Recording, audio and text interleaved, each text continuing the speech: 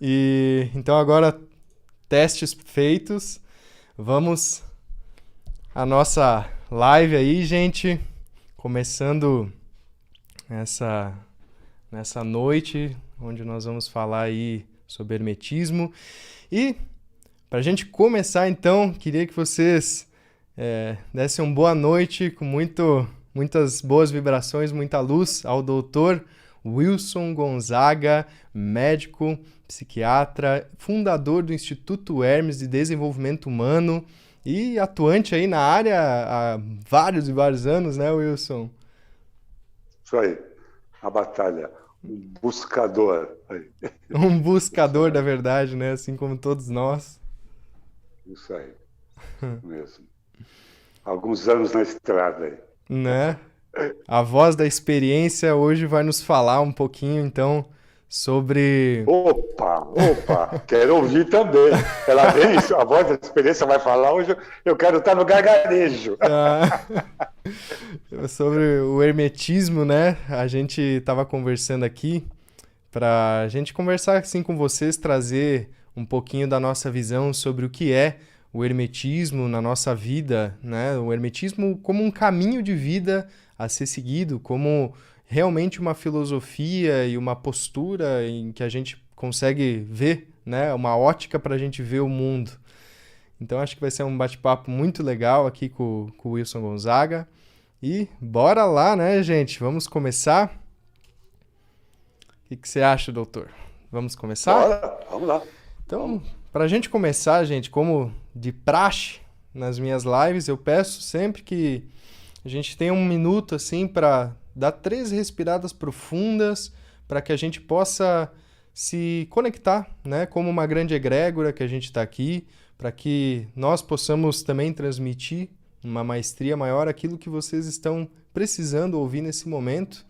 Então peço a todos que estão acompanhando, ao doutor, para que a gente feche um pouquinho o olho e dê 3 respiradas profundas.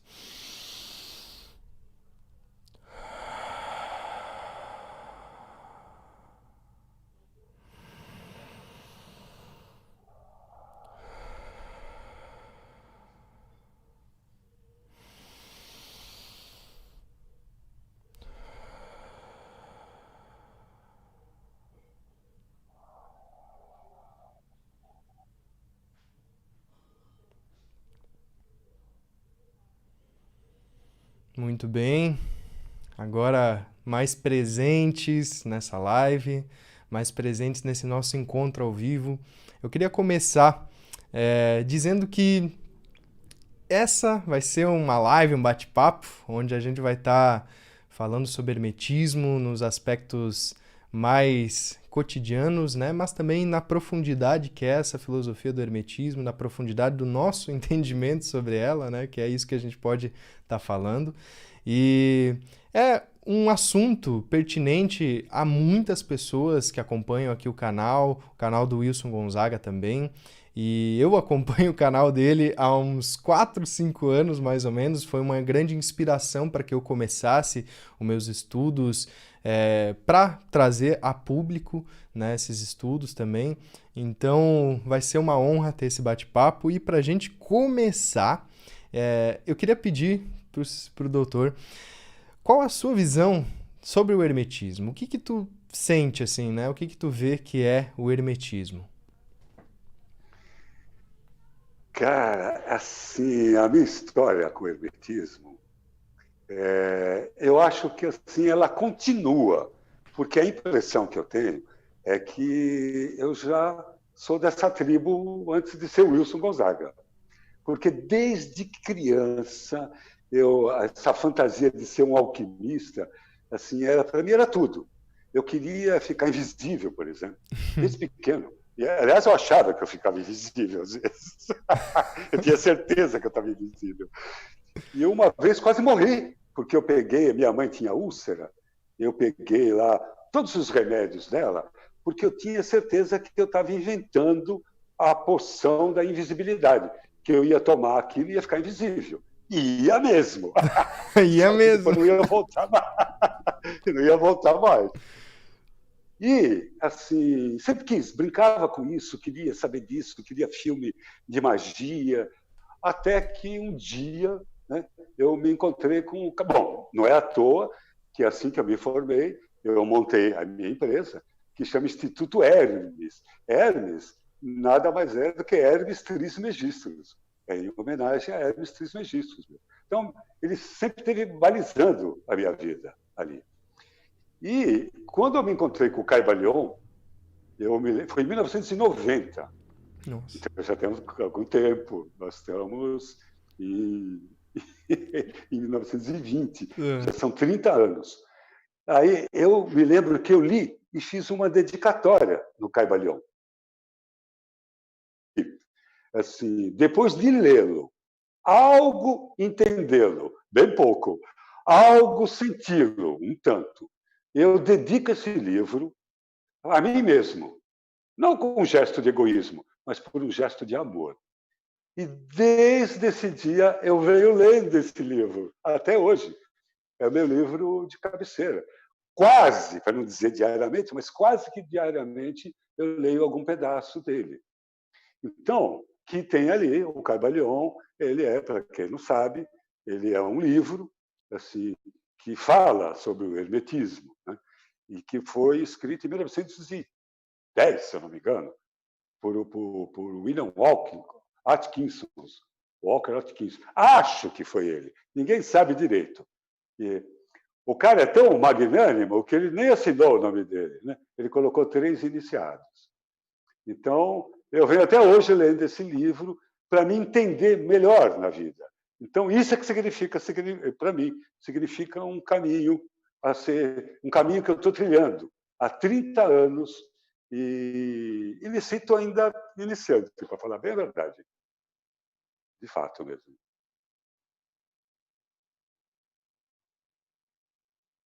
Eu que não estou ouvindo agora.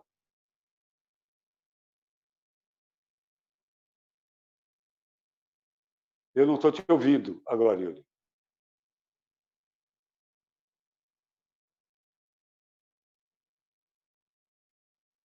Você me ouve? Tá.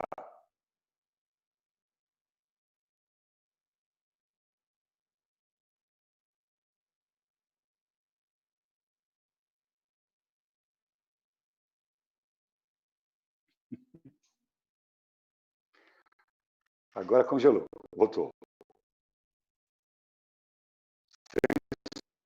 Som.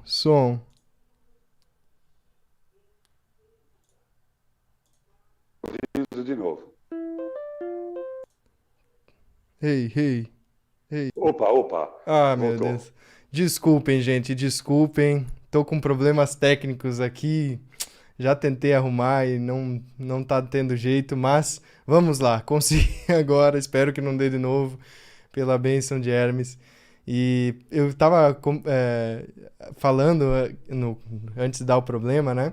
Que realmente, para mim também começou com o Caibalion. Eu tive um chamado muito forte e foi interessante porque o Caibalion apareceu na minha casa e eu pedi pro meu pai, pra minha mãe, se o livro era deles e não era. E foi muito bizarro, assim, porque um certo dia eu simplesmente estava procurando algum livro, alguma coisa, sabe? Eu estava naquela fase de, nossa, a gente tem um poder mental, né? A gente consegue cocriar as coisas com a nossa mente e tal, e vendo um pouquinho sobre meditação, sabe? Aqueles primeiros passos, assim. E aí eu tava procurando algum material, alguma coisa, na minha casa mesmo, que eu sabia que meu pai tinha alguns livros sobre isso e tal. E aí eu fui lá e peguei um livro verdinho, né? Aquele clássico Caibalion, um verdinho, fininho, 127 páginas. É Fininho. Você fininho, olha, não mano. dá nada. Tu olha um livrinho. Isso aí eu vou ler numa tarde, né? E aí eu comecei a ler aquilo, eu fiquei apavorado. Eu fiquei, meu Deus do céu, o que que é isso? Nossa, o negócio era muito além da minha compreensão. E aí eu comecei a adentrar também e o caminho hermético se abriu na minha vida de uma forma magnífica, assim, né? E aí, ao longo dos anos, isso já tem também uns 7 anos, e compartilho com a visão do Wilson de que o Caibalion é um livro mesmo de cabeceira para a gente sempre reler. E eu, particularmente, leio todos os anos novamente ele inteiro, né? Faço ali um retiro, né? De um dia, digamos assim, releio ele todo, passo aí, repasso tudo aquilo que eu entendi. E o mais legal é que eu tenho anotações desde a primeira vez que eu li o Caibalion, e toda vez que eu leio ele de novo, eu entendo novas coisas e se abre um mundo, né, uma camada nova. Então eu vejo que o hermetismo, ele é como uma cebola, onde a gente vai descascando, né, e vai adentrando as camadas. Ele é justamente aquele conceito de estar hermeticamente fechado, né? A gente sabe aqueles Tupperware ou os potes hermeticamente fechados? É porque nada entra, nada sai, né? Então, no começo do Caibalion tem até uma frase que é: os lábios da sabedoria estão fechados, exceto aos ouvidos do entendedor, do entendimento. Entendimento, né? Então eu vejo muito o hermetismo como algo de merecimento, né? De você estar preparado para saber de algo e aquilo surge na sua vida. Então, para mim, o hermetismo é muito isso. É aquilo que a gente está pronto, a nossa alma, tá, gente? Não a gente enquanto seres encarnados, mas a gente enquanto almas mais antigas aí do que essa nossa característica individual. E eu vejo que o hermetismo ele permeia muitas eras, ele é uma escola iniciática de muitas e muitas jornadas e que muitas vezes a gente não vai conseguir penetrar esses véus, né? Simplesmente só lendo de uma forma literal, mas sim numa leitura mais simbólica, mais profunda, trazendo esse simbolismo como uma meditação diária para nossas vidas, né? Então o hermetismo surgiu na minha vida dessa forma. Então, ele traz, assim, o hermetismo, essa diferença do esotérico para o exotérico. Exotérico, aquilo que está por fora. Exoesqueleto, né? O esqueleto dos insetos, ele está por fora e a parte mole por dentro. Então, os exotéricos são aqueles que são publicáveis, que estão nos livros, que estão na internet, que estão, enfim, que estão disponíveis. E o esotérico é aquele que é de passar da boca ao ouvido, porque ele precisa de um lastro moral. Não é por conta de uma economia, porque senão a pessoa começa a estudar o hermetismo, começa a descobrir as suas potencialidades e fica usando aquilo para conseguir mais dinheiro, para conseguir mais like, para conseguir mais transadas, enfim, para seduzir.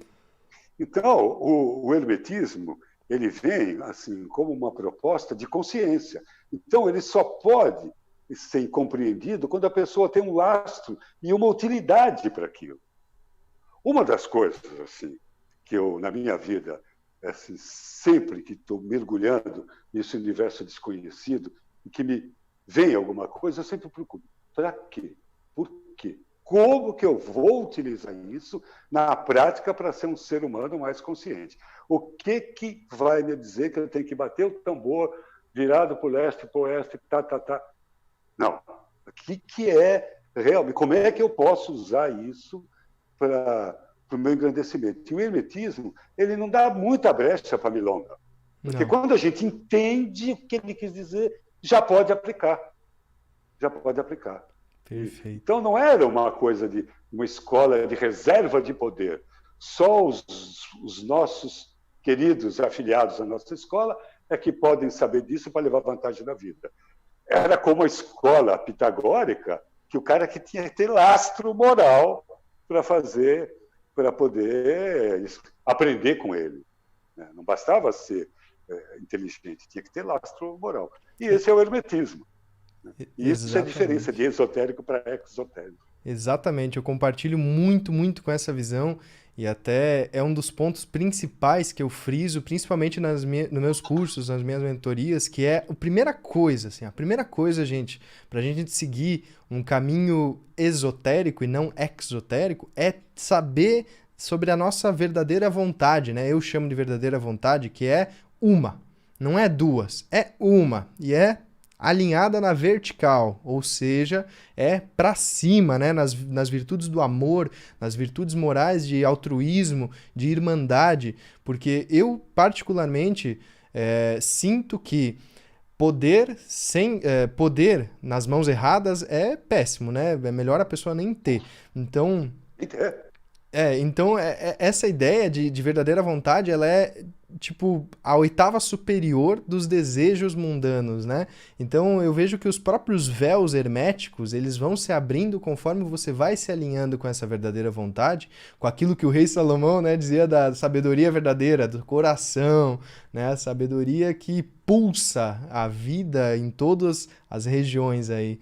Então, para mim, esses véus do hermetismo, eles realmente vão se abrindo, sim, para quem tem esse merecimento moral, né? Como o doutor falou ali. Eu tive uma experiência uma vez, Yuri, com respeito à permissão de conhecimento com ayahuasca. E eu estava no Museu do Louvre. Na época, eu já era assim, dentro da ordem, lá dentro da União do Vegetal, eu era conselheiro. E que eu tinha o direito eu já sabia dirigir a sessão ritual, e tinha direito de beber quando eu quisesse. E eu fui fazer um curso na França, e aí eu tinha direito, levei uma ayahuasca maravilhosa, e aí eu quis beber e entrar no Museu do Louvre, lá onde tem o quartier, dei a palavra em francês, o departamento, o quarteirão ali egípcio. E eu bebi uma copaça. Ai, meu, que atrevimento! Jamais faria isso hoje. E esperei assim a força começar a chegar, abri a sessão no meu quarto, entrei no metrô. Nunca façam isso. Tomar um copo da ayahuasca e entrar assim, num metrô em Paris. Não façam isso. Terrível. Eu comecei a sentir aquela força altamente telúrica embaixo do metrô. E assim, comecei a ficar nauseado. E eu assim, sou bem maior não, um tanto maior do que a maioria dos franceses. E aí, aquilo lotado, o metrô, eu falei, se eu der uma vomitada aqui, eu vou vomitar na cabeça de todo mundo. Vai lavar todo mundo. Bom, consegui me equilibrar, saí. Quando eu saí, um céu azul, entrei no Louvre e sentei, resumindo a história, sentei na frente de um cara que eu queria conversar com ele, um faraó lá, que eu já tinha tido uma experiência sem ter bebido chá. Falei, quero voltar aqui, quero beber o chá. E aí, eu fiz uma chamada, um mantra, que chama-se a sabedoria de Salomão, que chama-se o Castelo da Ciência. De repente, abriu um espaço e eu comecei a entender todas as fases. Você vai entender por que eu estou contando isso. Todas as fases de como compensar a gravidade. Olha só. De como foram feitas as pirâmides, como foi feito o Machu Picchu. É um filme. E foi-me entregue tudo. Faltou uma chave. E aí eu falei, peraí, entendi, mas assim, falta um pedaço para eu poder fazer isso. Peraí, tu não tem lastro moral para saber disso. Se você souber disso agora, você vai querer montar uma transportadora leve e fácil, sei lá, o quê que você vai fazer com isso? Isso é para você saber aonde você pode atingir dentro dessa biblioteca acástica aqui, em que esse chá pode te levar. Então, foi mostrado claramente para mim o que o hermetismo mostra, que os ouvidos, os lábios da sabedoria estão selados, exceto com o ouvido do entendimento. E esse entendimento não é intelectual, cognitivo, ele é moral. Ele precisa ter esse nível para poder alcançar isso e fazer o uso, que nunca é para a gente, é sempre para os outros. Quando a gente quer alguma coisa para a gente, é porque não está na hora da gente ter isso ainda. Só quando a gente entende que é para o outro, que é para o serviço, começa a haver a possibilidade de entrar em contato. Exatamente. E o ego só atrapalha. Não, eu achei interessante. Nossa, que experiência essa, hein? Eu imagino, que experiência estar na força, né? E num primeiro momento, uma experiência meio ruim, né? De estar em contato ali no metrô e toda aquela força telúrica e um monte de gente desconhecida, desalinhada e tudo mais mexendo, né, no campo. Mas, nossa, uma experiência muito, muito profunda mesmo, né? Foi. E realmente, essa parte de servir, eu vejo que as próprias medicinas nos ensinam muito, né? Sobre o ato de servir, não só as medicinas, gente, mas também as irmandades, as fraternidades, as escolas de mistério em geral, né? Tem muito dessa onda do servir e não de você, é tudo pra mim, eu quero fazer acontecer e tal, pra minha vida, pro meu negócio, né? E até uma coisa que eu queria te pedir, assim, é, por exemplo, quem está começando agora, o que que tu acha que seria necessário, assim, pensa, vamos fazer uma brincadeira aqui. Imagina que o senhor está começando agora, né? E nesse caminho iniciático, e o que que tu acha que poderia servir como esse aprimoramento moral, né? Essas virtudes do coração para quem está começando agora? Olha, eu diria que para quem está começando agora e para quem está começando que já faz tempo. É. Assim, mas o que eu faria? Assim, se eu começasse agora, eu perderia menos tempo com auto-engano. Com auto-engano. Assim, de acreditar que eu era melhor que os outros, que era especial, que Deus falava comigo. Eu perdia, eu economizava energia com essa milonga aí. Uhum. E ia dedicar mais energia no lado contrário, na minha sombra. Eu ia acolher a minha sombra e entender, não acolher no sentido de dar força e ser servil a ela, mas acolher e entender e me ocupar com ela. Porque não há possibilidade de iluminar sem transformar a sombra, sem iluminar a sombra. Não adianta, não é com figuras lindas, não é com mantras, com orações. Tudo isso ajuda, claro. Nossa, se ajuda, eu faço tudo isso há muito tempo. Uhum. Mas não é só isso. É com o enfrentamento de si mesmo, clareando, jogando, colocando luz naquilo que está obscuro e ir transformando, é que nós vamos chegar à consciência. Então, assim, pare de perder tempo e com aquilo que não é. O que é, a gente ainda não sabe, mas a gente já sabe aquilo que não é. E o Exatamente. auto-engano é terrível.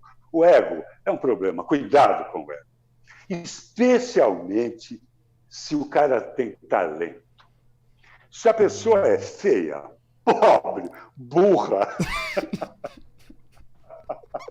então não tem opção. Você vai ter que ser humilde. Eu quero ver o caboclo ser humilde com grana, inteligência, bonito, carisma, poder.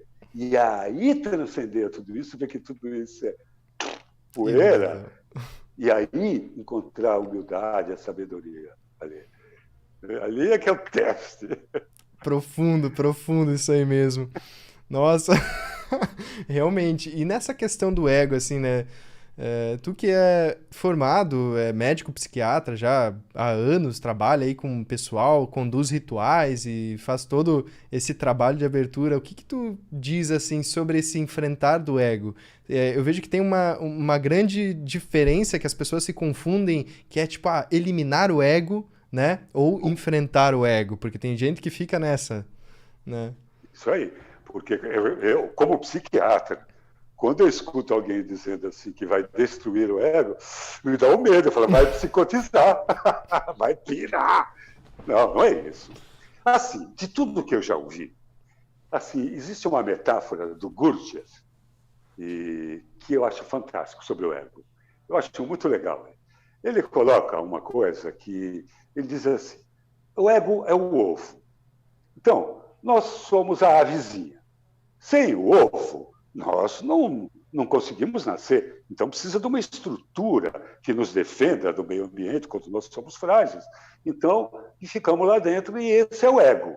Ali nós nos formamos. Chega um determinado momento que aquele ego passou a ficar justo. Pode ficar justo não no sentido de justiça, apertado, pequeno, um espaço pequeno. Então, de dentro para fora, a avezinha, com a sua parte mais dura, que é o bico, de dentro para fora começa a romper aquela casca e vem a luz. Então, ali, aquela kitnet apertada, de repente, o limite é o horizonte. Ele que vivia espremido, agora voa. Então, mas ele teve que romper o ego de dentro para fora. E ele diz essas 3 palavras do cristianismo esotérico: geração, degeneração e regeneração. Geração, um ego bem formado, autoestima, limites, autossuficiência, independência, até perceber, então, que quem é mesmo dono de quem? E o ego é apenas o cavalo, não é o senhor.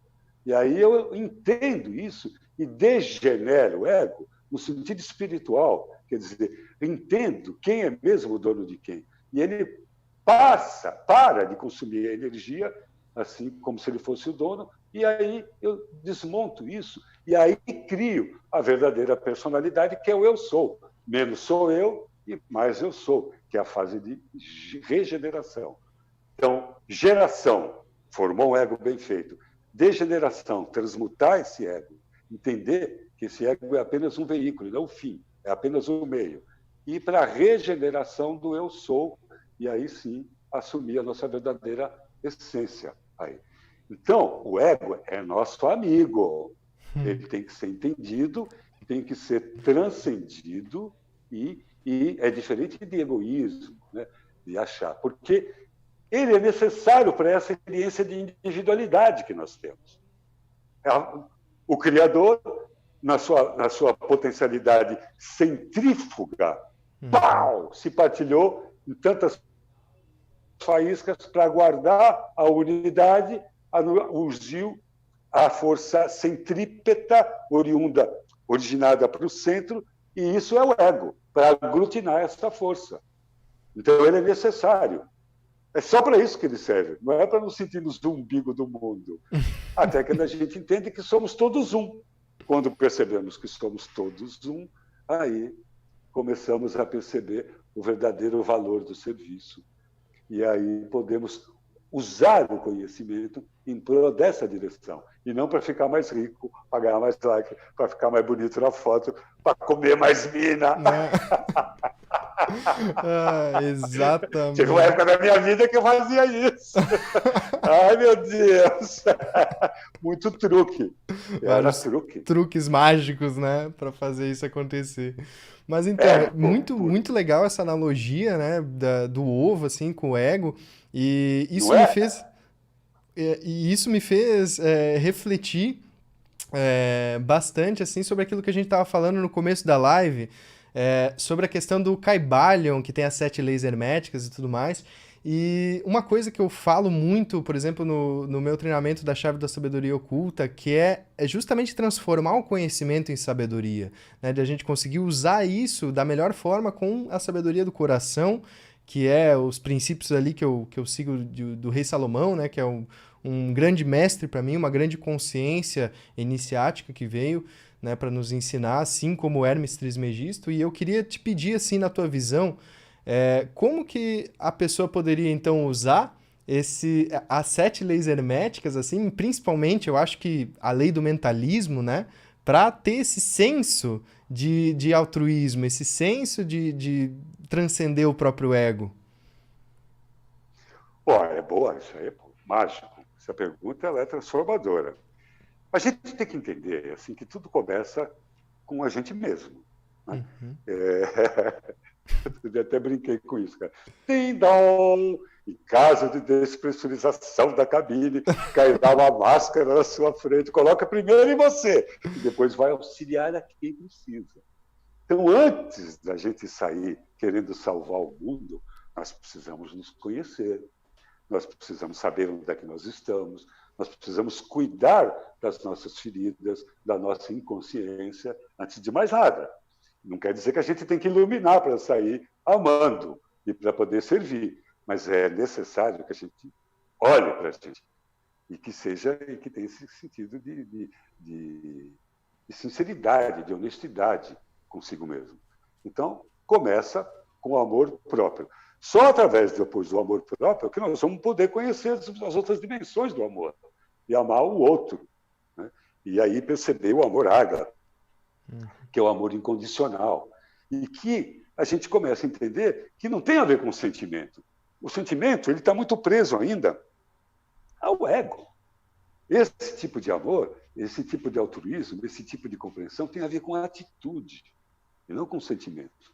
Quando a gente começa a entender que nós somos todos parte de uma única coisa, que nós não somos indivíduos dentro dessa fase do processo de consciência, mas somos todos um só.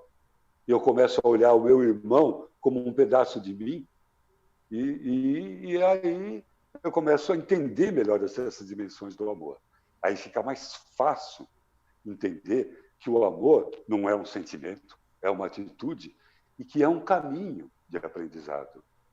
E que é a opção final, porque a gente pode escolher todos os outros caminhos, até que um dia nós vamos entender que o único caminho é o caminho do amor, o grande A mortis, negando a morte, a vida.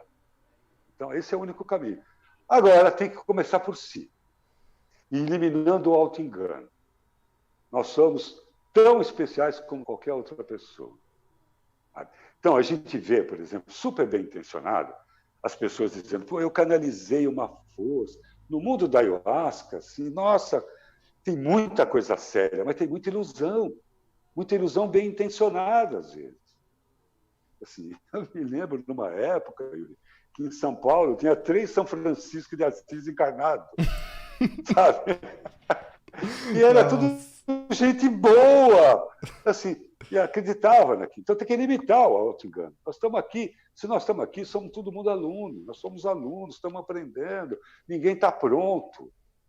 Assim, se tem alguém que nos auxilia, é como, por exemplo, na faculdade, alguém que está num ano mais, que já passou por aquele ano, já fez aquela prova, pode te auxiliar. Mas não é melhor que você. Nada garante que aquele cara vai ser o melhor profissional.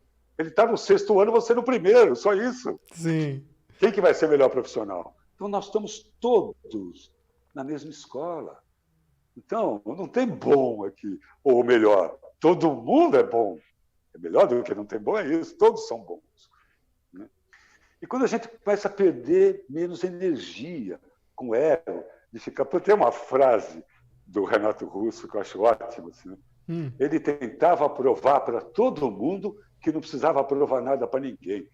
Quando a gente entende isso, perfeito, gasta menos energia. E eu estou vendo, pô, e você parece um desses exemplos, uma geração muito mais acordada do que a minha. Que idade você tem, Yuri? Eu tenho 24 anos. Pô, vai te catar, moleque. Eu com 24 anos só batia punheta. Nós estamos aí transcendendo já essas energias, né? Subindo a Kundalini. Então, tá numa geração como você, 24 anos, interessado nessas coisas, com propósito de vida, servindo. Cara, entrei no teu site, na tua página. Muito boa, cara. Você é bom pra caramba. Verdade. E além de ser bonito pra caramba, né? Gratidão. Então, semeador, assim, com essa idade, podia estar na balada, podia estar tomando bala, e só pensando em besteira. Tá aí, cara. O mundo tem salvação. Né? Então tem gente como você aí, nessa geração, já para de falar já, e que está na mão de vocês a salvação do planeta. Então, esse velho vai escutar esse moço falar mais. Fala aí. Gratidão, Wilson. Gratidão mesmo. Eu também te acompanho aí há anos e é uma grande inspiração aí para mim. E se hoje eu tô aqui com 24 anos nesse caminho já há alguns anos, com certeza tu é responsável por isso, sabia? Então, te agradeço mesmo, assim, de coração. E interessante essa tua visão do amor e toda essa, né, os exemplos que tu tá passando aqui para nós, nessa aula riquíssima, nesse nosso bate-papo riquíssimo, né? E uma coisa que tu falou ali, por exemplo, podia estar na balada, não sei o quê, curtindo e tal. Eu trabalhei como DJ. Eu tenho um tempo ali da minha vida, logo de início, que eu fui DJ, produtor musical e tudo mais. E aí eu meio que... Escapou! Eu vi que isso daí não tem sentido nenhum, sabe? Então lá nos meus 18 anos eu, tipo, vi que não existe sentido nesse mundo de ilusões. E eu tive essa percepção justamente por causa do meu senso crítico de filosofar as coisas, né? De não aceitar que, é legal ser famoso, é legal ficar com um monte de mulheres, enfim, ser o cara lá do, né, o popular e tudo mais, porque não tem sentido mesmo, gente. Isso aí é só estética, né? É só uma coisa de tipo aparências, né? Uma casca, né? Então, o grande lance é a gente realmente quebrar essa casca e uma coisa que eu sinto, assim, bem profundamente, é que a voz do amor é o ato, né? Então, se a voz do amor é o ato e o ato é o mago, né? É a primeira letra, digamos assim, né? Que faz um impulso criador. Então, que a gente possa também ser esse ato, assim como um mago que tem as ferramentas diante de si e pode simplesmente pegar elas e usar, né? Tanto para si quanto para os outros. A gente tem que ser o mago do bem, o mago altruísta que vai estar agindo pelas forças, pelas oitavas superiores da vontade, do amor e realmente causando nesse plano manifesto aquilo que a gente quer que perdure. Então, uma coisa que eu falo muito assim é sobre legado, né? Que a gente na humanidade, pô, quais são os heróis, digamos assim, que a gente tem hoje, né? Da minha geração, por exemplo, quem que eu consigo olhar que tá aí na mídia e tudo mais e que eu posso me espelhar e viver, sabe? Então são poucas pessoas, são pessoas assim como o Wilson, que tá aqui conversando com nós, que a gente olha, nossa, que legal, sabe? Que exemplo pra gente se espelhar e pra gente também se inspirar, né, com esse amor e conseguir transmitir para outras pessoas, sabe? Esse foi um dos grandes propósitos que eu criei aqui, o Alquimia das Artes, todo esse meu projeto, e para transmitir justamente esses ensinamentos que vêm até mim e que eu vejo que funciona, que me deixa bem, né? Que no final das contas a gente busca liberdade, felicidade, bem-estar, saúde e tudo mais, e a gente consegue isso dentro de nós, né? Quando a gente transcende as expectativas que a gente cria com o nosso ego, as expectativas que a gente cria de que a magia, por exemplo, que o hermetismo, por exemplo, ele é cheio de glitter e purpurina e fadinhas e gnomos e coisas, né? Muitas serpenteados. E eu vejo que o caminho ele é mais reto nessa linha do amor. Por isso que até Cristo falava, né, que a gente consegue chegar ao Pai por meio dele, por meio de Cristo, mas isso é por meio do coração. Na minha visão, não é que né? Na minha visão é por meio do coração, assim. Então, todos os restos, assim, os serpenteados dos encantos desses mistérios, eles são muito bonitos. Mas a gente, às vezes, não pode se perder nisso daí, né? Tem que ter essa retidão, a retidão do caminho para firmar, né? Eu tô aqui com uma espada de São Miguel aqui, que é um grande guia que eu tenho e que me traz muito dessa retidão divina na linha unificada do amor. E até eu queria te pedir, assim, né? Sobre essa questão do caminho do amor.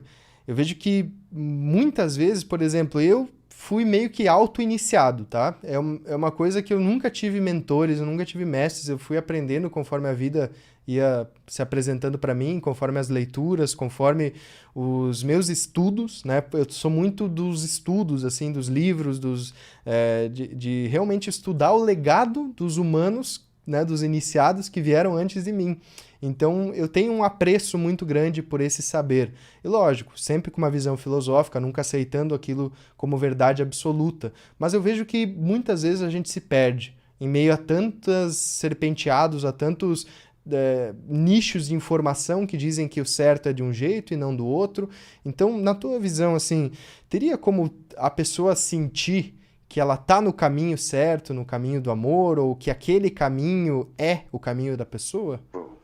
Cara, essa pergunta é uma pergunta que eu me faço há um tempo.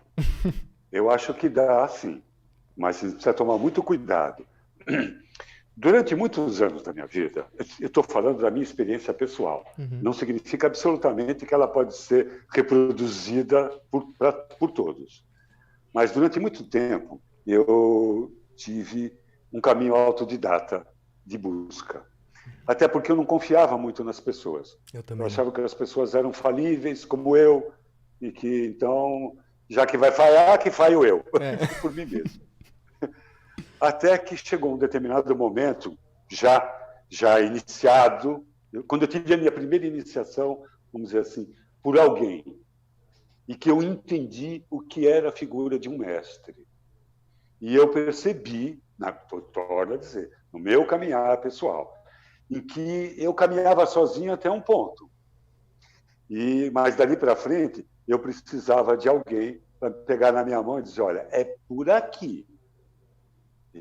E sofri um pouco, porque falei, tá legal. E aí comecei a ver que esse homem que me pegava, essa pessoa, esse ser que me pegava pela mão, ele também era homem, cometia algumas besteiras. E eu, muito tonto, achando que por que eu não aproveitava o que ele tinha de mestre, o que ele tem de homem não interessa. Sim. Aí eu comecei a me decepcionar de novo.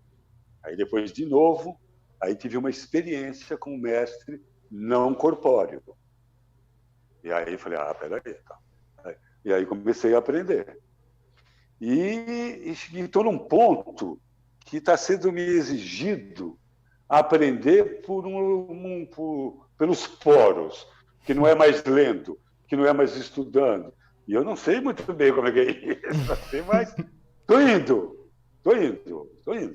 Entendo. Mas tem algum determinado momento em que a gente precisa de um orientador e que a gente chama de mestre. É só não ficar fantasiado que o cara é perfeito, mas que ele pode nos orientar, sim. Quando eu percebi isso, eu caminhei um tanto. Quando eu percebi que eles não eram perfeitos e não precisavam ser, caminhei mais um tanto. Até chegar num momento, isso não significa que eu abri mão de mestre material. Uhum. É que não mirei ninguém por enquanto, mas se mirar, vou. E estou no momento de estar conversando com um mestre espiritual sem muitos intermediários. Assim, isso é muito bom. É um privilégio isso daí. É um privilégio. Mas eu sempre me vigio. Quando eu, por exemplo, bebo ayahuasca e tenho um insight, a primeira coisa eu peço, meu pai, meu rei, meu mestre Salomão, é o seguinte, eu não estou afim de ilusão. Tu sabe que eu quero ser um cara desiludido. E se tem alguém que está me acompanhando, se eu me iludo, a responsabilidade é minha. Mas se tem alguém me seguindo, é karma meu ficar iludindo outras pessoas. Então me mostra se isso tem fundamento. Perfeito. É irresistível. Quando tem fundamento, fica. Quando não tem fundamento, desaparece. Blá, blá, blá. Tudo construção do ego. Ai, cacete, de novo. Mas tem que estar com uma preocupação constante, porque não basta você ter só boa vontade. Eu já vi, Yuri, uma pessoa muito interessante, muito inteligente, e que numa sessão da ayahuasca, ela achou que era a Virgem Maria. Tem. E acabou a sessão, ela veio conversar comigo. Falou assim, olha, eu vou conversar com você porque eu te conheço, você é psiquiatra, eu só tenho coragem de falar para você, mas eu descobri hoje que eu sou a Virgem Maria. O que é isso? Está delirando? Não é. Ela entrou em contato com a força, porque foi uma sessão muito forte com essa força de Maria, ela entrou em contato com a força, se confundiu com a força e acreditou na boa intenção. Não era uma pessoa vaidosa, mentirosa, mas, então, não é raro as pessoas de bom coração se confundir com um poder que não é dela, que ela acessou esse poder. E se ela acessou, é porque é uma ferramenta, é para trabalhar com ele, não é para se locupletar com ele, porque não é teu esse poder. Então, assim, é para trabalhar, é para usar, é para servir em última instância, ou em primeira instância. Serviço nunca está em último. Então, cair na realidade que nós somos seres comuns. E quando a gente acessa o poder não é nosso. É uma ferramenta para distribuir, para trabalhar, para semear. Porque senão ele fica estagnado dentro de nós. Então, é circular. Exatamente, nossa, perfeito. Eu também, compartilhando assim, né, eu falei que, eu fui meio que auto-iniciado e tal, mas eu também participei de iniciações por outras pessoas encarnadas, né, e aí eu também tive decolar assim muito grande. Eu entendi que a gente chega até um certo ponto também, sozinhos, né? Mas a gente precisa também de uma orientação de quem já passou por um caminho e saber que aquela pessoa não é perfeita. Isso, eu sempre tive uma pulguinha atrás da orelha, assim, sabe? Mesmo que era algo... Eu já conhecia, assim, em ritualísticas da medicina, né? Eu já conheci uma grande mestra, aliás, um grande raucha aí, um grande salve para a Coruja Branca, que ela olha assim pro teu olho e ela sabe o que tu tá pensando. Então, era uma pessoa com uma abertura de campo muito, muito, muito fina. Assim, é muito mesmo. Mas mesmo assim, a gente sabe que nem todo mundo é perfeito na sua conduta moral, nem todo mundo é perfeito e nem deve ser, né? Porque se for perfeito, não é nem mais para estar encarnado, né?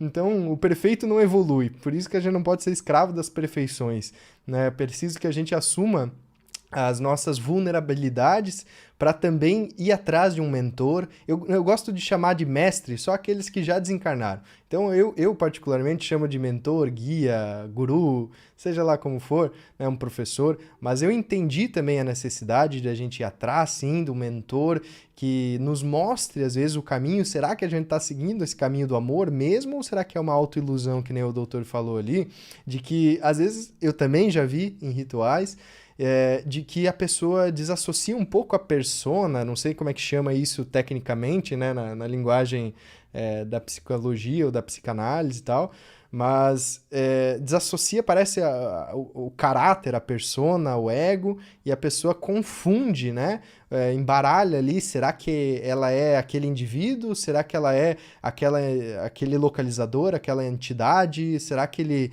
é aquele antepassado ancestral que ela resgatou, aquela memória ancestral, né? Então eu vejo que tem muito disso, por isso que a gente tem que estar firmado, e um dos meus firmamentos é o hermetismo, essa força de Hermes Trismegisto, que também me traz muito, muito essa orientação. Thoth, para mim, é um grande guia que eu também agora estou tendo mais acesso, né? Cada vez mais, através do merecimento, a gente vai tendo esses acessos e tal, mas estou, obviamente, muito longe de qualquer tipo de entendimento super, super elevado, né? De grandes mestres, mas a gente tem que... eu acho que, na minha visão, né? A gente deve... ver as nossas vulnerabilidades, assumir elas e assumir que a gente não é perfeito, que a gente tem que aprender e a gente erra o tempo inteiro, mas não se crucificar por esse erro, né? Não achar que, então eu sou do signo tal, eu posso errar, terceirizar a culpa e tá tudo bem, eu sou assim mesmo, a minha cultura, a minha tradição, eu sou gaúcho. Eu sou gaúcho, sou grosso mesmo e não tem, né? Então que a gente possa também ver num ângulo de fora, e eu acho que isso tem muito a ver com o hermetismo, ver a totalidade das coisas, né? Ver a totalidade dos estudos, a totalidade dos caminhos, dos nossos atos, e através dessa visão expandida, né, de fora, a gente conseguir analisar o que é e o que é uma ilusão, o que é maia, né? Nessas grandes ilusões que são geradas aí. E realmente é um caminho muito fantástico. E para a gente dar sequência aqui, eu vou te pedir então, beleza. A gente sabe que num nível, né, mais elevado, assim, a pessoa consegue ter acessos sem ter que ter, digamos assim, os livros em mão, sem ir atrás propriamente dito de estudos literais, mas num primeiro momento, o senhor vê que as leituras iniciáticas, as leituras esotéricas são recomendadas? O que tu pensa sobre isso? Eu acho o seguinte, assim, conhecimento é conhecimento. Aliás, um caboclo uma vez me disse uma coisa muito interessante, eu lembrei agora, sobre conhecimento e sabedoria. Ele falou assim, conhecimento, sabedoria, conhecimento é zero. Sabedoria é 1. Se juntar sabedoria e conhecimento, aí dá 10. Então, o conhecimento não deve ser desprezado. Ele deve ser buscado mesmo. Comparar fontes, criar uma consciência crítica do que é verdade, daquilo que não é, comparar autores. Eu acho fantástico. Mas existe uma hora também da gente da contemplação. Eu vou pegar 2 exemplos dois discípulos de Jesus. Um, Tomé de Dídimo, que era, segundo consta, discípulo do mago Apolônio de Tiana, segundo algumas fontes que eles foram contemporâneos lá. Tomé era um cara que estudava, era um cara que analisava. Ele analisa, quebra para poder entender cada parte, estudava. Por outro lado, tinha entre eles um menino, que era um adolescente, que era Joãozinho, que não entendia de nada, só sabia pescar com os irmãos, e que olhava para Jesus e babava, e entendia tudo que Jesus falava, assim, pela contemplação. E o outro entendia tudo pela análise. E Jesus gostava dos dois, porque eram dois opostos. E no meio deles, os outros meio tontos que ficavam ali, que eram tudo meio tosco mesmo, entre eles ali. E ali, então, e tem um jeito, Tomé, de ser, que é através do conhecimento, disso que eu estou falando, da análise, busco um, busco outro, um contraponto, outro contraponto, que é o pensamento que guia mais ou menos o pensamento científico. E tem o outro que é o intuitivo, da contemplação, de uma conexão direta, que de repente você sabe que sabe. Você só não sabe como sabe, mas sabe que sabe. E pronto, e basta, ponto e basta. Não precisa falar para ninguém. Ou mesmo quando ouve alguma coisa. Você ouve uma pessoa falar alguma coisa que você nem sabe quem é. Você não tem teve tempo de saber quem é, se tem respeito ou não por ela. Mas ela fala um negócio e fala, cara, é isto. E outras vezes o contrário. Uma pessoa super referente para você fala uma coisa e fala, não colou, não bateu. Então nós temos também um gabarito interno que aprende, que aprende não, que recorda o que já sabe. Né? E que, então existe um caminho solitário? Existe. Existe um caminho de conhecimento, de cultura? Existe. Então, se a gente for, por exemplo, estudar o hermetismo, não tem muitos livros para a gente ler. É aqueles ali que tem mesmo. O que tem que fazer é ficar lendo para entender melhor. E pode ler livros que leem os hermetistas e que dão as interpretações deles. Então, por exemplo, é uma delícia, por exemplo, você ouvir, e que eu sei que você também gosta, porque eu vi você já falando dela, uma palestra sobre hermetismo da professora Lucilena Galvão. Porra, que delícia! Então, a gente aprende pra caramba. Ela fala um negócio que a gente fala, cara, é isso mesmo.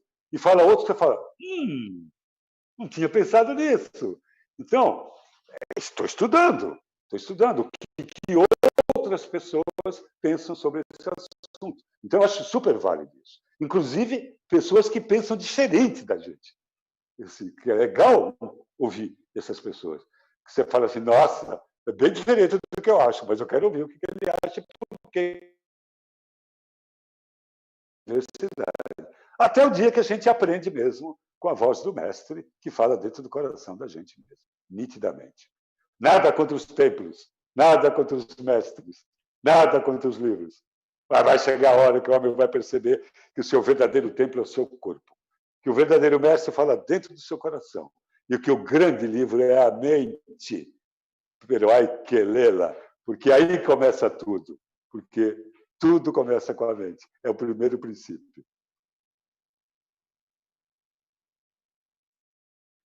Sem som de novo.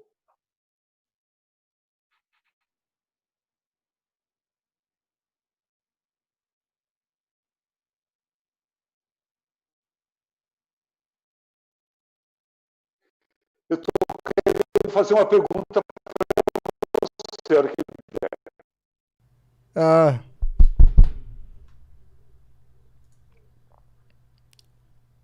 eu dei som. uma batidinha no microfone, voltou. Voltou? Voltou? Ei, voltou. Voltou. Nossa, desculpem, gente. Mais uma vez, problemas técnicos. Mas nossa, que grande sabedoria. Essas tuas últimas palavras aí tocou no meu coração, assim, profundamente. Nossa, o senhor falou que tinha uma pergunta ali para fazer? Quero, isso. Dos 7 princípios, Yuri, assim, nesse momento da tua vida, qual aquele que está falando mais ao teu coração? do Se é que dá para separar, né? Assim, mas, assim, só para... Sim, Qual sim. que é aquele... Então, dos 7 princípios, eu vejo que um dos que está ressoando muito, assim, é a questão do o que está em cima é como o que está embaixo. Né? Eu estou vendo muito essa questão da analogia entre coisas assim que existem no mundo mais astral, né, um mundo mais espiritual, com coisas, com organizações, na verdade, sociais e multiculturais que eu vejo é, hoje em dia, na nossa atualidade, no nosso cotidiano mesmo, até nas ações de uma sociedade como um geral, tá? Não quero adentrar em detalhes, assim, né? Mas eu vejo muito isso porque a questão do que está em cima é como que está embaixo, do que está dentro é como que está fora, né? Esse princípio, para mim, ele tá mostrando muito sobre a essência das coisas, né? Além desses fractais que a gente vê, dessas ilusões que a gente vê normalmente, eu sinto que realmente todos os caminhos levam a um fim. Mas aquele que tenta percorrer todos os caminhos não chega num fim nenhum. Então, é muito importante nesses momentos que a gente está em busca, né? Que a gente está se aprofundando num conhecimento muito grande, que a gente, no meu entendimento, achou um localizador e desse localizador a gente navega, né, para esse rumo, que a gente não fique mudando dos caminhos, porque no final das contas, todos esses caminhos vão sim nos levar a um fim único, que é essa unificação, que seria o próprio primeiro princípio, né, do todo é mente, o universo é mental. Então, essa individuação do nosso ser, eu vejo que está muito correlacionada com essa ideia da variedade, das várias formas de se chegar nesse nosso tesouro, né, e de que quando a gente está nessa navegação, nessa busca, tudo que existe dentro de nós também vai ressoar de alguma forma fora. Então, basta a gente entender, ou melhor, entender não, sentir qual o caminho, qual é a melhor linguagem, assim como agora estamos falando português. Se a gente começar a falar em hebraico aqui, ninguém vai entender. Se a gente começar a falar inglês, poucas pessoas vão entender. Mas da mesma forma que existe a palavra de várias simbologias que tem essa mesma palavra, a gente vai ter vários caminhos que significam a mesma coisa, que tem a mesma essência, né? Então, essa essência está muito ligada com aquilo que a gente já estava falando aí no começo da live, mais anteriormente, sobre o coração, sobre esse caminho que, ao meu ver, é o caminho do rei Salomão, né? Da sabedoria do coração, dessa unificação. E, enfim, eu vejo que todas as obras, até as próprias obras herméticas, eu trouxe aqui o Corpus Hermeticum, que é a mais clássica, digamos assim, né? Tirando o próprio Kybalion, mas é que o Kybalion em si, gente, ele é uma interpretação do que está aqui, né? Então, a gente vê as próprias leis de fractalização, digamos assim, o que está em cima é como o que está embaixo, o que veio antes é como o que vem agora, o que existe agora, o que vai vir depois.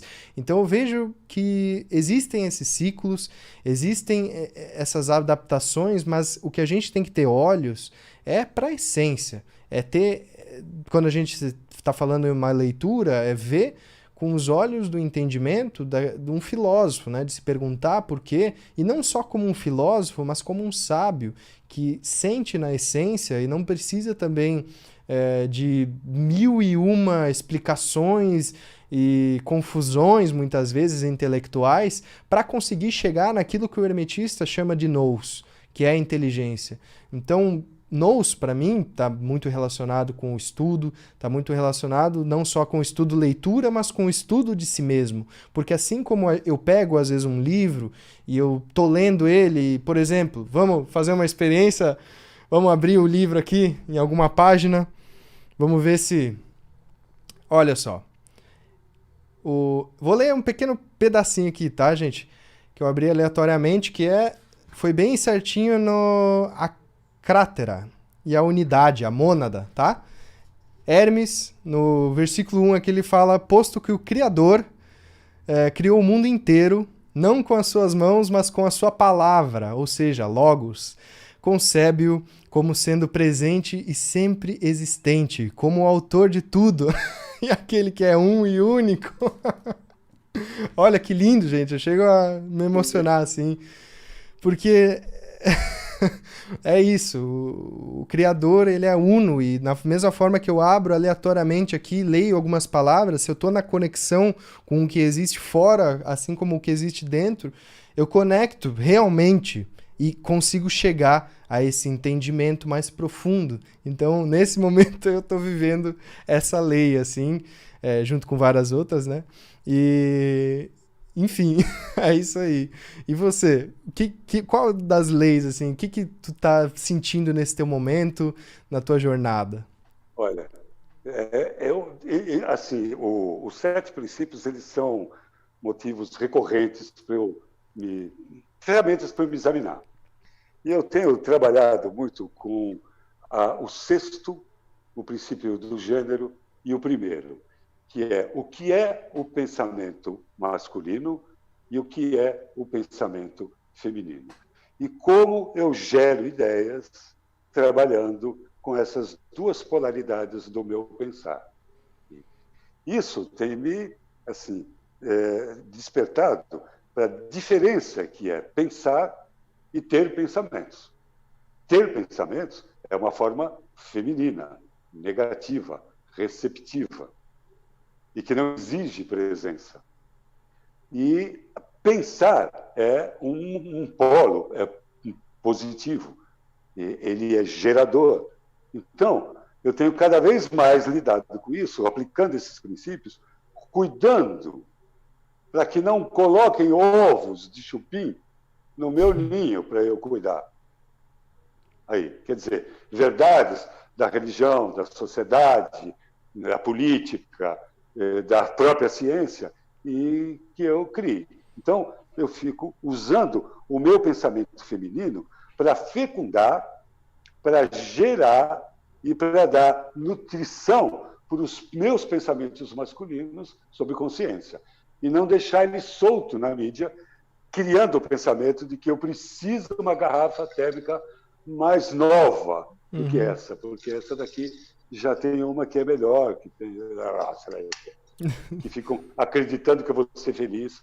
Então, eu estou muito nessa de tomar cuidado com do sexto, do princípio do gênero e do princípio do mentalismo, de como eu fico cuidando para não entrar nas artimanhas que a minha mente... Eu adoro aquela frase que diz assim: atualmente, a tua mente atua ou mente? É, boa essa. Atualmente, a minha está atuando mais e mentindo menos. Olha só, interessante. E legal essa ideia que tu trouxe do gênero mental, né? Porque realmente eu vejo que, nossa, hoje em dia tem muita gente que está nessa polaridade mental, tá, gente? Quando a gente fala em polaridade feminina e masculina, a gente não quer de forma nenhuma trazer questões de gênero ou coisas físicas, né? Mas Sexo. sexo, mas é uma forma de dizer que um é passivo, o outro é ativo, vamos botar assim, né? Então, quando a gente tá nessa polaridade mais passiva, a gente às vezes escuta alguém falando alguma coisa, né? E às vezes a gente confia na pessoa que tá falando, ou às vezes um próprio influencer na internet, a mídia, né? Tem muito disso, de incutir ideias e botar os ovos de chupim ali, né? Os ovos de cuco, pra gente fecundar no nosso ninho, né, que é a nossa mente. Então, a gente tem que cuidar muito com isso. Quais são as ideias nossas e quais não são? E quando a gente também está lendo livros e opiniões de outros autores e outros estudos, vendo vídeos e tudo mais, a gente também precisa ter isso, né? Esse crivo de entendimento de que, pô, beleza, essa ideia é muito bonita, é muito bela, né? Gostei, simpatizei, a pessoa expressou ela muito bem, mas de que forma eu consigo também trazer ela para minha vida, de que forma eu consigo atuar, né, positivamente, eu acredito, para fecundar isso daí dentro de mim, e também o que é meu, o que não é, né, o que eu acredito de verdade, o que estão impondo para mim, até em questões ritualísticas, gente, em questões grupais, né? Quando a gente se junta com um grupo e tá todo mundo naquela mesma frequência, na mesma vibração e tal, e tá todo mundo muito expandido. Então, o que que é teu? Qual processo é teu? Às vezes você tá passando por uma limpeza num trabalho, às vezes você tá passando por N situações, e às vezes aquilo também não é 100% teu, mas é um trabalho de corrente, onde você está sendo um elo. E a gente, né, principalmente quem fica nas ponteiras aí de esquerda, nos trabalhos, às vezes sente um pouco mais alguns processos da corrente, ao meu ver, né? Então, para mim, eu também vejo que essa lei de gênero mental tem que estar o tempo inteiro assim, ó, com a espada da mente afiada, né? Afiadíssima. Eu vejo que o senhor tem ali atrás de ti também uma espada hermética com asas. Tem uma atrás e tem uma na frente aqui também. Aquela ali é quando eu fiz o caminho de Santiago. E aí eu fui para Sevilha e fui buscar uma réplica de Toledo lá. E tem toda uma história aquela ali. Legal. E aí eu tenho uma outra ali pequena, que está do outro lado, ali atrás do telefone ali, e que é uma réplica de uma espada templária também. E ali tem uma cruz alquímica ali também. Aqui é o meu consultório. Deixa eu ver se dá para mostrar aqui. Aqui tem essa cruz alquímica aqui. Aqui.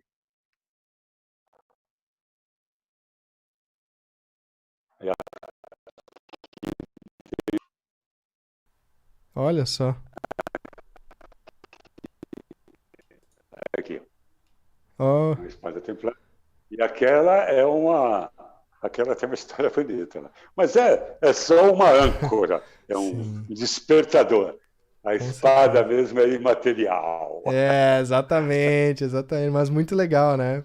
E eu vejo o simbolismo da espada muito como aquela velha história da nossa vontade, né? Que afia a nossa espada para que a gente possa penetrar mais profundamente nos planos do mistério.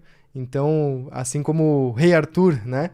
Por exemplo, nessa lenda, nesse mito, no caso, de que ele tira a espada da pedra, eu vejo também muito como uma cura do masculino, de tirar a nossa espada da densidade e elevar aos céus, né? Elevar essas energias para cima, né? A nossa Excalibur. A espada, um dos seus símbolos é o falo mesmo. Tem a ver com a magia sexual e para a consciência, e não para satisfazer tesão de pequenos desejos. Exatamente, exatamente. Grandes voos. Se eu soubesse disso, eu tinha desperdiçado muito. Tinha desperdiçado muito menos. Joguei muita energia fora nessa área. Mas... Que bom, falando sério, e é bom quando vê alguém que ainda está bem jovem ainda, e já com a sexualidade, com o entendimento da sexualidade, com viés espiritual e não com viés carnal. Assim, já fico bem feliz quando eu vejo pessoas jovens já percebendo isso. E eu tento passar sempre aí respeito ao feminino.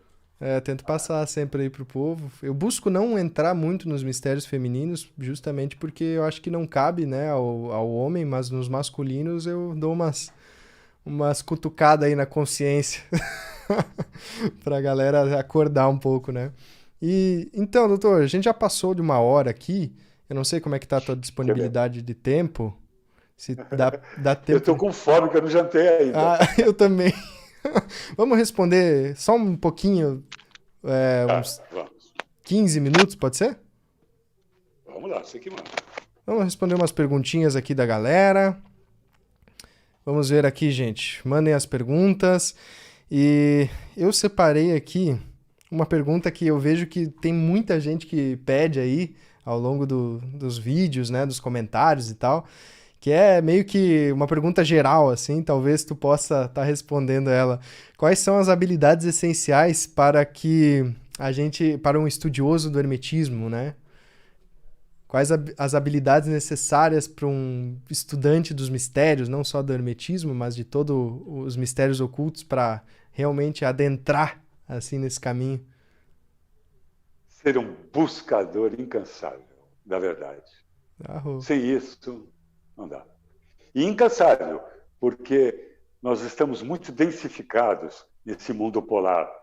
Então, a gente ainda é muito tacanho para entender tanta maravilha. Quando eu digo a gente, eu estou falando de mim, tá? Que faz 30 anos que eu estou lendo o mesmo livro, que é mais fino que o meu dedinho, e eu ainda não entendi. Então, precisa ter uma vontade ferrenha de buscar a verdade, seja ela qual for. Pô, muito bom. Muito bom. Eu também concordo. Concordo com cada palavra aí dita. E vamos lá, aqui nos comentários do YouTube, estão falando aqui, ó.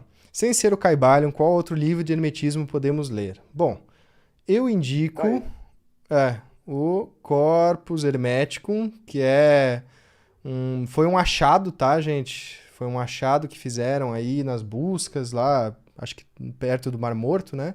E daí encontraram 18 textos que seriam assinados por Hermes, e são discursos, tá? De Hermes para os seus filhos, para outros. Tem o discurso de Ísis para Horus, tem uns materiais bem profundos aí. Fora o Caibalion, fora o Corpus Hermeticum, tem também o de Apolônio de Tiana, Nucteremon, acho que é o nome. Ponham no Google Apolônio de Tiana, vocês vão ver. Ele foi como o Wilson falou ali, né? Ele foi um contemporâneo de Jesus Cristo, e ele, tem muita coisa hermética ali, por mais que não fale propriamente dito Hermes Trismegisto, mas ele fala do caduceu, ele fala de várias simbologias herméticas, né? Tu tem alguma sugestão, assim, que tu lembra? Eu acho uma coisa legal, assim, também, debruçar em cima da Tábua de Esmeralda. Ela tem um texto que é o texto mais denso que a humanidade já produziu, segundo eu saiba. E é um texto pequenininho. Tudo, as coisas herméticas, elas economizam milonga, mas elas são, assim, veladas para que a gente possa ir tirando os seus véus. Verdade. Então, a Tábua de Esmeralda também vale a pena, esse texto. Existe uma música, por incrível que parível, que diz a Tábua de Esmeralda.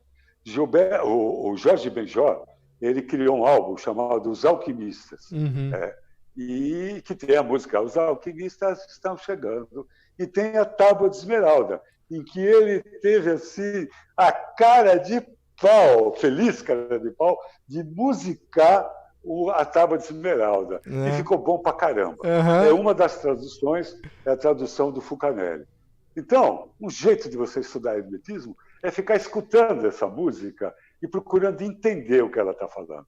Ela está contando a história do ser humano neste planeta aqui. Como é que funcionam as coisas aqui. Só isso. E ela termina assim. Ele termina assim. Do que disse da obra solar, está completo. Quer dizer, não preciso falar mais nada, eu já disse tudo. Então, você imagina que é um texto que a gente tem que mastigar, ruminar e engolir. Vale a pena. Começa assistindo, então, ouvindo Hermes Trismegisto e sua celeste Tábua de Esmeralda, o Jorge Benjor. É um bom estudo, realmente. A música, né, tem muito dessa ressonância harmônica, né, que vai trazendo, tanto que os rituais, a maioria, guiados pela força da música. Eu tô dentro de um estúdio aqui, né? Sou suspeito para falar de música, mas realmente, esse álbum do Jorge Benjor ali é fantástico. Estão pedindo aqui também. Maçonaria e Ordem Rosa Cruz praticam conceitos herméticos? Sim. Yes! É isso aí. Praticam. Duas. Praticam bastante, né, gente?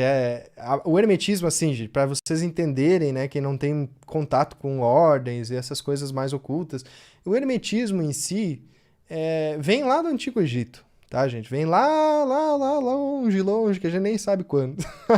E lá no Antigo Egito, lembrei, tem um carinha chamado Imhotep também, que ele vai ter aí algumas filosofias, né, que talvez vocês encontrem fragmentadas na internet, nos estudos ou em meditações aí, se vocês tiverem esse alcance. mas é interessante também porque ele foi um grande hermetista, um grande arquiteto, né? Quando a gente fala de maçonaria, a gente fala do arquiteto, por quê? Porque o arquiteto era lá Hiram Abif, e vai ter conexão com o rei Salomão, que vai ter conexão aí com o rei Davi, daí vai puxando, né, o histórico, né, e tudo isso, quando a gente for ver na essência, é hermético, tá, gente? Tudo isso é hermético, a própria cabala é hermética, enfim, a Rosa Cruz, que tem a cruz hermética também, que vai ter a composição ali do simbolismo, né? Então, toda essa ideia, o próprio doutor aqui falou do Fulcanelli. Fulcanelli foi um grande alquimista aí, e tem livros fantásticos do Fulcanelli. Tem Finis Gloria Mundi, que é um livro também pequenininho, que vai trazer uns ensinamentos bons. Vai ter a Morada dos Filósofos. Mansões Filosofais. Mansões Filosofais. Mistério das Catedrais. Então, esses livros são fantásticos e tem muitos conceitos da própria maçonaria ocultos ali, tem muitas coisas também que quem tem olhos para ver, quem tem ouvidos para escutar, vai entender. Né? Então, acho que é isso, né? A live vai ficar disponível, gente, e agradeço de coração. Primeiramente, doutor Wilson Gonzaga, vão lá no canal dele, confiram o material dele, tem canal no YouTube, tem canal no Instagram também, é Wilson Gonzaga Oficial, né? E, sério, gente, vale muito, muito a pena mesmo, de verdade, e gratidão imensa de coração a todo mundo que está aqui presente, a todo mundo que compareceu a esse nosso bate-papo. E uma hora passa rapidinho, né? Mas vamos lá. Mas vamos lá, né? Gratidão, doutor, então, de coração. Eu também aqui externo minha gratidão a você, Yuri. Prazer de te conhecer. Prazerzão. Mesmo, legal. A gente fala isso tão formalmente, eu estou falando consciente. Que prazer de conhecer. Espero que a gente continue se comunicando e quem sabe um dia juntos podemos fazer alguma coisa. Com certeza. Italianado aqui, com a minha mãe italiana, já derrubei o fio aqui. Sei bem como é que é. Quero externar minha gratidão a todos que estão aí. Eu daqui não estou vendo quem está, quem não está, quais são as perguntas, então eu não estou vendo. Então agradeço e é isso aí. E vamos que vamos, estamos por aí.